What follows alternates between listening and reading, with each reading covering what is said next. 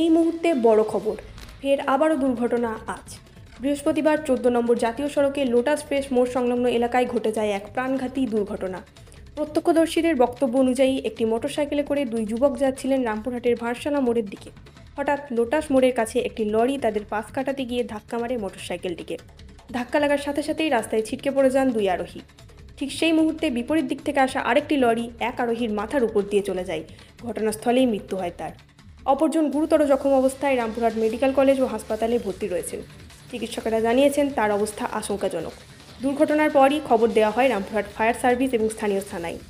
রামপুরহাট থানার আইসি সুকমল ঘোষ ঘটনাস্থলে পৌঁছে যান এবং ফায়ার সার্ভিসের সহায়তায় মৃতদেহটি উদ্ধার করে ময়নাতদন্তের জন্য পাঠানো হয় রামপুরহাট মেডিকেল কলেজে।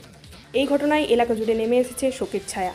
স্থানীয় মানুষ এবং প্রত্যক্ষদর্শীদের মতে জাতীয় সড়কে যানবাহনের গতি নিয়ন্ত্রণ না থাকার কারণেই এমন মর্মান্তিক দুর্ঘটনা বারবার ঘটছে। Bureau report, Tarapith TV. আচ্ছা, কি হয়েছিল বলুন তো? আমরা তো দেখতে পাইনি প্রথমে, হ্যাঁ। তো শুনলাম যে একটা হাইবার গাড়ি এদিকে যাচ্ছিল নলহাটির দিকে, ওটাকে টাচ করে দিয়ে পড়ে গেছে। আর এইদিকে এই লরিটাতে এরা যাচ্ছিল কোন দিক থেকে? এরা যাচ্ছিল এইদিকে যাচ্ছিল। তাহলে মুখোমুখি হয়েছে? হ্যাঁ, না এরা যেতে যেতে পড়ে গেছে না, ও সাইডে লেগে পড়ে গেছে। লেগে পড়ে গেছে। আর ওই লরিটা এসে দাবি দিয়ে চলে গেছে। দাবি দিয়ে ওখানে আর একটা লরি এসে দাবিয়ে দিয়েছে। হ্যাঁ, দিয়ে তারপরে কজন ছিল মোটরসাইকেলে?